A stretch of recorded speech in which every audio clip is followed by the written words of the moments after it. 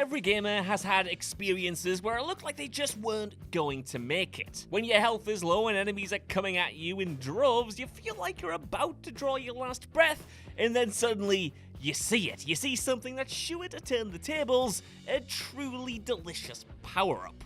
At least, that's what you'd expect it to do anyway, but there are power-ups that come at a cost, and others that are even sure to kill you more often than the bad guys. I'm Josh from WhatCulture.com, and these are 9 video game power-ups that got you killed. Number 9.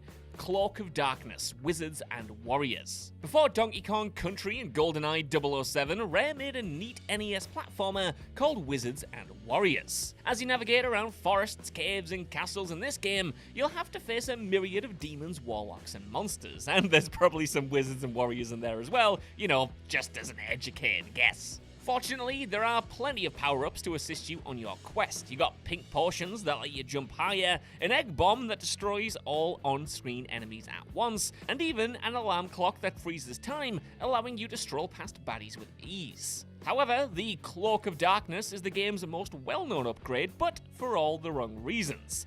And that's because this robe seems handy at first, since it'll render the wearer invisible. Unfortunately, the player won't be able to see our hero either. That means while this garment is activated, you'll have to guess where you're positioned while jumping from platform to platform, making it very likely you'll plummet to your death. And you know what the worst thing is? Wearing this cloak doesn't stop enemies from homing in on you either, so yeah, thanks guys. Number 8. CRUSADER Final Fantasy VI.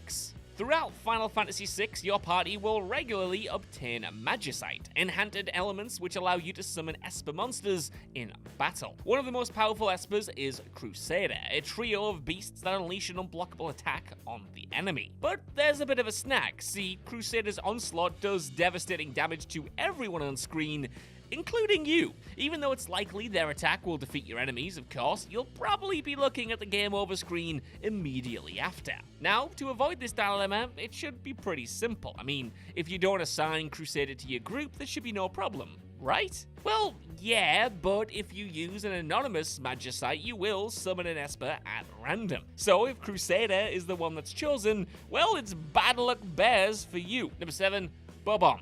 Super Smash Bros. The entire series. Your objective in Super Smash Bros. Is to pound your opponent until their damage meter reaches a critical level. By that point, you can knock them out of the arena with a well-executed attack, and one effective way to dispose of your rivals is to use the power-ups that randomly spawn throughout the battle. Every couple of seconds, a baseball bat, beam sword, or fire flower will appear, allowing you to scorch, batter, or slice through the other combatants. But things take an unpredictable turn when a BOB-OMB appears. Now, he may look cute, but this little guy means business. After being hurled at your opponent, Big Bob's bastard bomb will detonate with immediate effect, causing devastating damage across the board. Even if the character's damage meter isn't particularly high, this sentient bomb can kill them in an instant. But again, there's a little bit of a problem. See, BOB-OMB will start walking around within a few seconds if nobody picks him up, and if anyone comes into contact with him once he starts plodding about, well, they're kinda done for. And because of his short fuse, you also run the risk of blowing yourself to Kingdom Come anytime you acquire this little critter.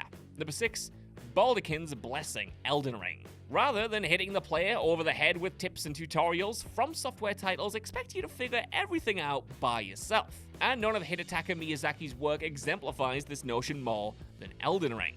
Because little is explained to you, you can play through the entire campaign without grasping the best way to use basic mechanics or items. Speaking of which, many people use a consumable called BALDACHIN'S Blessing unaware of how it actually works.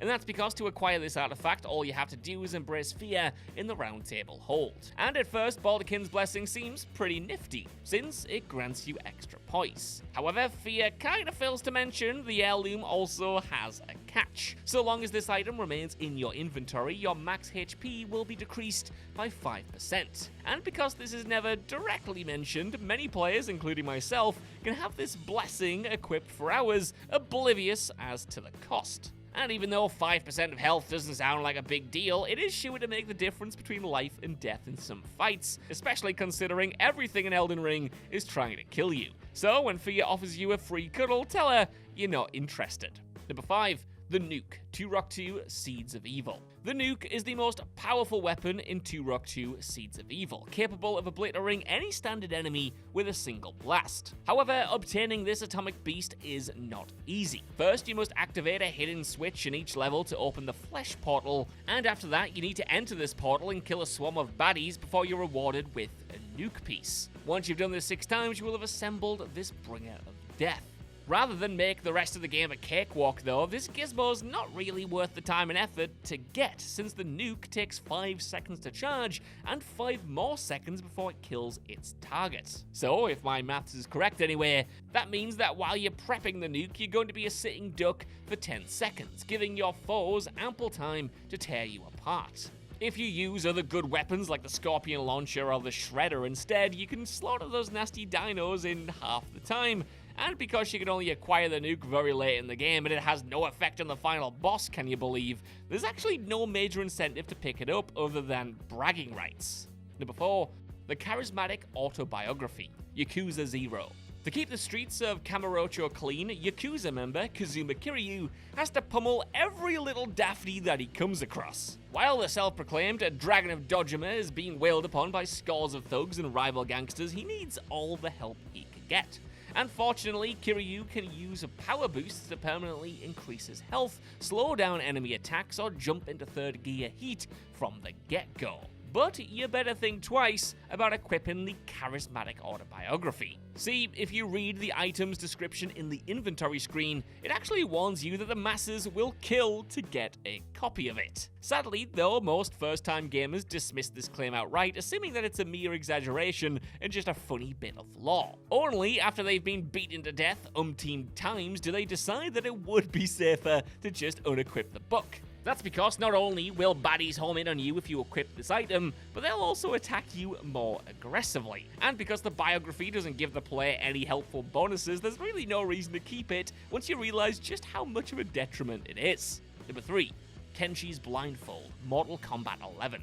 By exploring the crypt in Mortal Kombat 11, you can uncover hundreds of chests, each filled with all sorts of goodies, including coins, costumes, and concept art, all with a key, of course, along with much more. And because many areas in the crypt are all initially sealed off, you can only access them by acquiring a very specific artifact. After delving into Goro's lair, you'll come across the corpse of Kenshi. After taking the fella's blindfold, hey, he's not needing it anymore, is he?